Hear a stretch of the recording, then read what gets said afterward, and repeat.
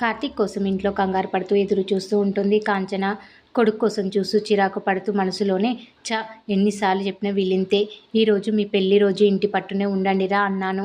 వెళ్ళి ఆశీర్వాదం తీసుకొని వస్తామన్నాడు. దీప వచ్చింది. వీడు మాత్రం ఇంకా రాలేదు. పెళ్లి రోజున కూడా సంతోషంగా ఉండనివ్వకుండా ఆ జోష్న ఎక్కడెక్కడ తిప్పుతుందో ఏంటో అనుకుంటూ దీప దీప ఒకసారి ఇలా రా అంటూ పిలుస్తుంది కాంచన. అప్పుడే శౌర్య తన దగ్గరికి రావడంతో ఏమే మీ అమ్మని పిలవే అని అంటుంది కాంచన. అమ్మ లోపల లేదు నానమ్మ అంటుంది శౌర్య. ఎక్కడికి వెళ్ళింది అని కాంచన అడగడంతో ఇక్కడే ఉండాలిగా అని శౌర్య అంటుంది. సరే నువ్వు వెళ్ళి పేరట్లో చూడు అని కాంచన చెప్పడంతో బయటకు వెళ్తుంది శౌర్య. వాడు ఇంకా రాలేదని పెరట్లో బాధపడుతూ కూర్చొని ఉంటుంది అని కాంచన మనసులో అనుకుంటూ ఉంటుంది. ఇంతలో శౌర్య వచ్చి నానమ్మ అమ్మ పెరట్లో లేదు అని చెప్పడంతో పెరట్లో లేక ఇంట్లో లేక దీప ఎక్కడికి వెళ్ళిందో అని మనసులోనే కంగారు పడుతూ ఉంటుంది కాంచన. అప్పటికే చీకటి పడడంతో కార్తీక్ జోష్న కారులో వస్తూ ఉంటారు. చూడు ఇంటికి రావడానికి చీకటి పడేంత దూరం తీసుకెళ్ళావంటూ జోష్న మీద చిరాకు పడుతూ ఉంటాడు కార్తీక్. జోష్న సిగ్గుపడుతూ ఇది నీ పెళ్లి రోజులా కాకుండా మన పెళ్లి రోజులా ఉందా అని అంటుంది. పెళ్లి రోజు నాడు నువ్వు నాకు ఇచ్చిన పనిష్మెంట్ లాగా ఉంది అని అంటాడు కార్తీక్. పనిష్మెంట్ నీకు కాదు బావా, దీపకి. పాపం ఈ పాటికి ఇంటి గుమ్మం ముందు కూర్చొని ఏడుస్తూ ఎదురు చూస్తూ ఉంటుంది అని జోష్న అనడంతో వెంటనే కార్తీక్ కార్ బ్రేక్ వేస్తాడు. దీప ఏడుస్తూ ఉంటుంది అనగానే గుండెల్లో ముళ్ళు గుచ్చుకున్నట్లు అనిపించిందా కారు ఆపేశావు బావా అని జోష్న వెటకారంగా మాట్లాడుతుంది. జోష్న కారు ఎందుకు ఆపావని అడగడంతో కార్తీక్ నవ్వుతూ ఒక్కసారి అటు చూడు, ముళ్ళు ఎక్కడ గుచ్చుకుంటుందో నీకే తెలుస్తుంది అంటాడు కార్తీక్. ఏముంది అక్కడ అనుకుంటూ ఎదురుగా చూస్తుంది జోష్న. తమ కారుకు ఎదురుగా దీప స్కూటీపై హీరో రేంజ్లో స్టైల్గా కూర్చొని ఉంటుంది. కార్తీక్ జోష్న వైపు నవ్వుతూ చూడు ఫోన్లో రెచ్చగొట్టావు కదా, దాని రిజల్ట్ ఇది అని అంటాడు. రిజల్ట్ అదిరిపోయింది బావా అంటూ కారు దిగి దీప దగ్గరికి వస్తుంది జోష్న. అమ్మో ఇద్దరి మధ్య యుద్ధం జరగకుండా చైనా వాళ్ళలాగా అడ్డుపడాలి అంటూ కంగారుగా దీప జోష్న మధ్యలోకి పరుగులు పెడతాడు కార్తీక్. కార్తీక్ కంగారుగా దీపతో బంగారం ఏంట్రా నేను రావడం కాస్త లేట్ అయ్యేసరికి బండి వేసుకుని వచ్చావా, ఎంత ప్రేమరా నేనంటే. చూసారా పెద్ద మేడం గారు, మా ఆవిడకు నేనంటే ఎంత ప్రేమో అంటాడు కార్తీక్. అయితే దీపకు సర్ప్రైజ్ ఇవ్వాల్సిందే అంటుంది జోష్న. ఇచ్చేది ఏదైనా ఉంటే త్వరగా ఇచ్చేయండి, మేము బయలుదేరుతాము అని నవ్వుతూ అంటాడు కార్తీక్. వెంటనే జోష్న కార్తీక్కు ముద్దు పెట్టడానికి దగ్గరికి వస్తుంది. అది గమనించిన దీప కార్తీక్ను పక్కకు జరిపి జోష్నను లాగిపెట్టి కొడుతుంది. ఒక్కసారిగా షాక్ అయిపోతుంది జోష్న. కార్తీక్ మాత్రం ఏం కొట్టిందిరా అన్నట్లు చూస్తూ ఉంటాడు. ఇక ఆ రోడ్డు మీద సీన్ ముగిసి ముగ్గురు ఆఫీస్కి వెళ్తారు. ఆఫీస్లో జోష్న సీరియస్గా కూర్చొని ఉండగా నీళ్లు తాగమని ఇస్తుంది దీప. ఏంటి అలా చూస్తున్నావు, వాటర్ తాగు, రోడ్డు మీద పంచాయతీ పెట్టుకొని ఇంటి పరువు తీయడం ఎందుకు అని ఆఫీస్కి తీసుకొని వచ్చా, తాగు అంటుంది దీప కోపంగా జోష్నతో. దీంతో జోష్న కోపంగా చూస్తూ ఉంటుంది. పండిపోయిన దొండ పండులా అయిపోయింది దవడంతా పాపం అని కార్తీక్ అంటాడు జోష్న చెంపను చూస్తూ. నీ సానుభూతి ఏమీ జోష్నకు అవసరం లేదులే బావా, ఎందుకంటే తనేమీ తెలియనితనంతో అమాయకత్వంతో మైమర్చిపోయి చేయలేదు. కావాలని నన్ను ఫోన్లోనే కాకుండా డైరెక్ట్గా రెచ్చగొట్టడానికే నీకు ముద్దు పెట్టాలనుకుంది. జనరల్గా మేడం గారికి నేనంటే మంట. ఒక భార్య ముందు తన భర్తను పరాయి ఆడది ముద్దు పెట్టుకుంటే ఆ బాధ ఎలా ఉంటుందో నాకు చూపించాలని ఏదో ట్రై చేసింది. అందుకే ఒక భార్య కోపం ఎలా ఉంటుందో నేను రుచి చూపించాను. ఇక మీదటైనా ఇలాంటివి మానేస్తే మంచిది అంటుంది దీప జోష్నను ఉద్దేశిస్తూ. దీప అలా అనగానే మానకపోతే అంటూ సీరియస్గా లేచి నిలబడుతుంది జోష్న. నా కడుపులో బిడ్డ నిద్రపోతూ ఉంటుంది, నేను అరచి దాన్ని నిద్ర పోగొట్టాలని అనుకోవడం లేదు అంటుంది దీప కూల్గా. నువ్వు కార్తీక్ భార్యవి అని తలుచుకుంటుంటేనే నాకు బీపీ పెరుగుతుంది. అలాంటిది నీ కడుపులో బిడ్డ గురించి కూడా మాట్లాడావనుకో నాకు ఒక పక్క మైండ్ పనిచేయదు అంటూ కోపంతో రగిలిపోతూ ఉంటుంది జోష్న. నువ్వు ఇంకా దీపని రెచ్చగొట్టడం అవసరమా అని కార్తీక్ అంటాడు సామరస్యంగా. వెంటనే దీప బావా నువ్వు మధ్యలోకి రాకు, ఈ మనిషి పద్ధతి సరిగ్గా లేదు, దాన్ని ఈరోజు సరిచేసి వెళ్ళాలి అని అంటుంది దీప.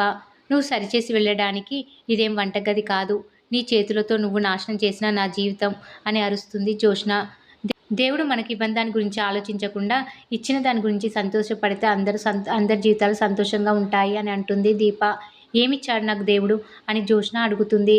జోష్న అలా అనగానే దీప బంగారం లాంటి కుటుంబాన్ని ఇచ్చాడు, ప్రాణంగా చూసుకునే అమ్మ నాన్నని ఇచ్చాడు, గర్వంగా చెప్పుకునే వంశ ప్రతిష్టని ఇచ్చాడు, 3 తరాలు కూర్చొని తిన్న తరగని ఆస్తిని ఇచ్చాడు. ఇవన్నీ వదిలేసి నీకు దక్కని ఏదొక దానికోసం మతిలేని దానిలా పరిగెడుతున్నావు అంటుంది దీప. నేను దేని వెంట పడుతున్నానో నీకు తెలియదా అని కార్తీక్ వైపు చూస్తూ అంటుంది జ్యోష్న. నువ్వు పొందాలనుకున్నది నీకెప్పటికీ దొరకదు అంటుంది దీప. నిన్ను అడ్డు తప్పించి అయినా దాన్ని నేను దక్కించుకుంటాను అని కార్తీక్ వైపు చూస్తుంది జ్యోష్న. అది నీ వల్ల కాదు అంటుంది దీప. అది నా వల్ల అవుతుంది సుమిత్ర కన్న కూతురా అని జ్యోష్న అనడంతో దీప ఒక్కసారిగా షాక్ అయిపోతుంది. దీప అలా నిర్గంతపోయి కార్తీక్ వైపు జ్యోష్న వైపు చూస్తుంటే జ్యోష్న కూల్గా, ఏంటి షాక్ అయ్యావా? ఈ నిజం దీనికి ఎలా తెలిసిపోయింది అనుకుంటున్నావా? నీ కన్న తల్లికి వచ్చిన రోగాన్ని అడ్డు పెట్టుకొని హాస్పిటల్లో నువ్వు, బావ, మా నాన్న, దాసు ఆడిన డ్రామాలన్నీ నాకు తెలిసే. ఏంటి అలా చూస్తున్నావు? బావకు తెలియదు అనుకుంటున్నావా? మా ఇంట్లో పార్టీ పెట్టిన రోజే బావకు తెలుసు అని అంటుంది జ్యోష్న. వెంటనే కార్తీక్ దీప అది అని చెప్పడానికి ప్రయత్నిస్తాడు. లెట్ మీ ఫినిష్ బావా, మీ పంచాయతీలు మీ ఇంట్లో పెట్టుకోండి అని జ్యోష్న అంటుంది. ఇప్పుడు ఇదంతా నా భార్యకు చెప్పడం అవసరమా అని కార్తీక్ ప్రశ్నించడంతో, అవసరమే బావా, ఈ నిజం నాకు తెలియదు అనుకునే నీకు బంగారం లాంటి కుటుంబం ఉంది, ప్రాణంగా చూసుకునే అమ్మ నాన్నలు ఉన్నారు, ఇలాంటి భారీ భారీ డైలాగ్స్ చెప్తుంది. ఇప్పుడు చెప్పమ్మా, బంగారం లాంటి కుటుంబం ఉందా? భుజాన సంచి వేసుకొని గాలికి తిరిగే ఒక తండ్రి, పెళ్ళాం దగ్గర డ్రైవర్గా పనిచేసే సాఫ్ట్వేర్ తమ్ముడు, ఎప్పుడు ఏది గుర్తుంటుందో తెలియని ఒక హాఫ్ మైండ్ నానమ్మ, this is my dump yard family అంటూ కోపంగా రగిలిపోతూ ఉంటుంది జ్యోష్న. అంతా విన్న దీప జ్యోష్నతో, అంటే అన్నీ కన్ఫర్మ్ చేసుకున్నావన్నమాట అని అంటుంది. మామూలుగా కాదు, DNA టెస్ట్ చేయించి మరీ కన్ఫర్మ్ చేసుకున్నాను. పెళ్ళాం మీద అతి ప్రేమ ఎక్కువైపోయిన బావ ఈ విషయాన్ని నీ దగ్గర దాచాడు. పాపం, నిజం తెలియక నువ్వు ఇంకా ఆ డ్రామానే కంటిన్యూ చేస్తున్నావు అంటుంది జ్యోష్న. సరే జ్యోష్న, మనందరి డ్రామాలు ఇక్కడితో ఆపేద్దాం. నీకు కూడా అన్యాయం జరగకూడదు కాబట్టి మా బావ వెంట పడడం మానేసి నువ్వు కూడా పెళ్లి చేసుకొని హ్యాపీగా దూరంగా వెళ్ళిపో అని అంటుంది దీప. వెంటనే జ్యోష్న ఆవేశంగా దీపతో, నువ్వు నీ భర్త పిల్లలు సంతోషంగా ఈ యావత్ ఆస్తిని సంతోషంగా అనుభవిస్తారా? అసలు నా జీవితంలో సంతోషం ఎక్కడ మిగిల్చావు అని అరుస్తూ ఉంటుంది. వెంటనే జ్యోష్న దీప మెడలో తాళిని పట్టుకొని, ఇది నీ మెడలో పడాల్సిన తాళ, నా మెడలో పడాల్సిన తాళి. అనుకున్న ముహూర్తానికి బావకు నాకు పెళ్లి జరిగి ఉంటే వారం రోజుల కిందటే మా మొదటి పెళ్లి రోజు జరిగి ఉండేది అని కళ్ళ నిండా నీళ్లతో అంటుంది జ్యోష్న. వెంటనే కార్తీక్, నీ మెడలో తాళి కట్టకపోవడానికి దీప కారణం కాదు అని అంటాడు. ఆ వెంటనే దీప, బావ నా మెడలో తాళి కట్టడానికి కారణం నేను కాదు అని అంటుంది. కానీ బావ నా మెడలో తాళి కట్టకపోవడానికి కారణం నువ్వేనే అంటుంది జ్యోష్న. కాదని చెప్తున్నాను కదా అని కార్తీక్ అంటాడు కోపంగా. నీకు మాట్లాడే అర్హత లేదు బావా అని జ్యోష్న అనడంతో, నాకు నువ్వంటే అస్సలు ఇష్టం లేదు పెళ్లి చేసుకోవడానికి అంటాడు కార్తీక్. అది ఎప్పుడు చెప్పాలి? దీప మెడలో తాళి కట్టిన తర్వాత కాదు, కట్టక ముందే చెప్పాలి అంటుంది జ్యోష్న. ఇప్పుడు ఆ గతం అంతా అవసరమా అని ప్రశ్నిస్తుంది దీప. దీప అలా అనగానే జ్యోష్న చాలా ఎమోషనల్గా, దీప నీకు గతం కావచ్చు, కానీ నాకు మాత్రం నేను కోల్పోయిన జీవితం అని అంటుంది. నువ్వు చేసిన దుర్మార్గాలన్నీ నీతో ఎవరైనా చేయించారా? నువ్వే కదా చేశావు అని తిరిగి ప్రశ్నిస్తుంది దీప. ఎస్, చేశాను.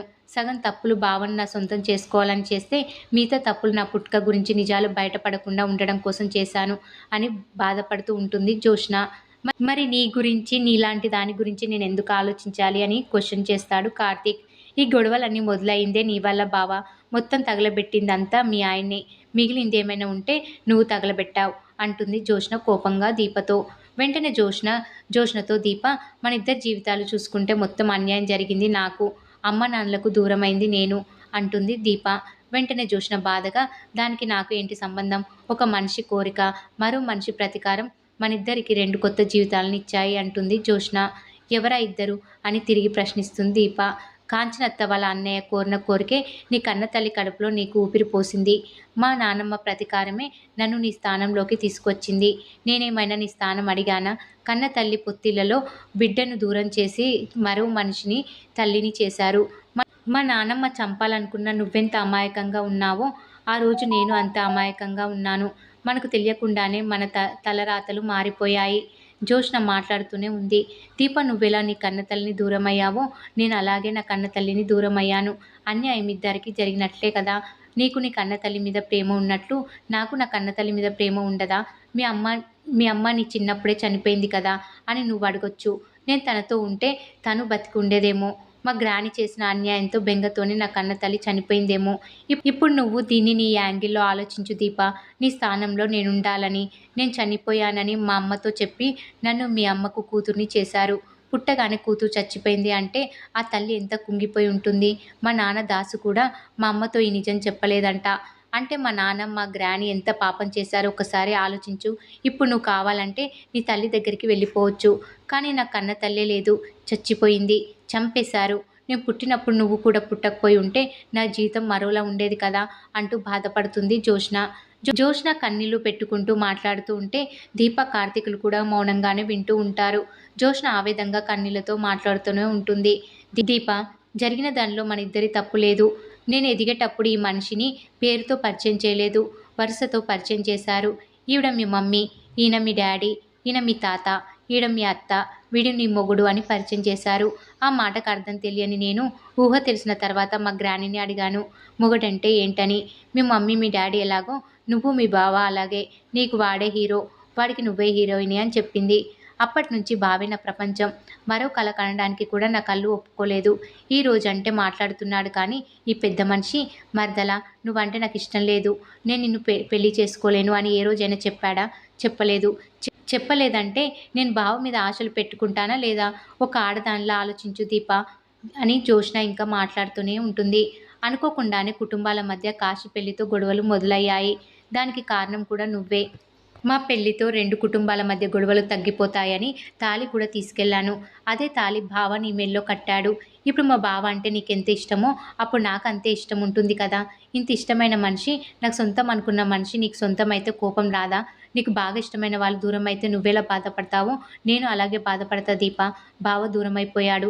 నేను చిన్నప్పటి నుంచి నా సొంతం అనుకున్న మనిషి వేరొక సొంతం అయిపోయాడని నేను ఎంత బాధపడ్డానో, నేను ఎంత ఏడ్చి ఉంటానో ఒక్కసారి ఆలోచించు. ఒక మనిషి జీవితంలో ఆనందాన్ని డిసైడ్ చేసేది రెండే రెండు. ఒకటి పేరెంట్స్, 2 లైఫ్ పార్ట్నర్స్. ఒక ఆడదానిలో చూసుకుంటే మంచి తల్లిదండ్రులు ఉండి మంచి భర్త లేకపోయినా జీవితంలో సంతోషం ఉండదు. మంచి తల్లిదండ్రులు లేకపోయినా మంచి భర్త ఉంటే మిగిలిన జీవితమైన సంతోషంగా ఉంటుంది. నేను సుమిత్ర కూతుర్ని కాదని తెలిసే వరకు నా అదృష్టానికి నా దిష్టి తగులుతుందేమో అనుకున్నా. నువ్వు వచ్చావు, బావ పోయాడు. పోనీ పేరెంట్స్ అయినా మిగులుతారు అనుకుంటే అసలైన వారసురాలివి నువ్వు. అసలైన నిజం తెలియనంత వరకే నేను ఆ ఇంట్లో కూతురుగా ఉండేది. తెలిసిన మరుక్షణం లగేజీ సర్దుకొని మరుక్షణం నాన్న దగ్గరికి పోవాల్సిందే. ఆయన ఎలాగూ దొరికింది తిని బస్టాండ్లో పడుకుంటాడు. నీ బతుకు ఎక్కడ మొదలైందో నా బతుకు అక్కడికే వెళ్తుంది. నిన్ను నమ్మితే ప్రాణాలు పోతాయని నాకు తెలుసు. నేను ఒక అన్యాయమైపోయిన ఆడదాన్ని. నేను అందరి చేతుల్లో మోసపోయి అన్నీ కోల్పోవడానికి సిద్ధంగా ఉన్న ఆడదాన్ని అంటుంది జ్యోత్స్న. నీకు మంచి జీవితాన్ని నేను ఇస్తాను జ్యోత్స్న అంటాడు కార్తీక్. అయితే నన్ను పెళ్లి చేసుకో అంటుంది జ్యోత్స్న. కాళ్ళ బేరానికి రావడానికి నేను దీపను కాదు. జ్యోత్స్న ఎలా బతికిందో అలాగే చస్తుంది. నా రక్తంలో రాజసం లేకపోవచ్చు. నా ఎదుగుదలలో రాజసం ఉంది. అది బతికినంత కాలం అలాగే ఉంటుంది అంటుంది దీప కార్తీక్తో జ్యోత్స్న. మరి ఏం జరగబోతుంది అనేది రాబోయే ఎపిసోడ్లో తెలుసుకుందాం.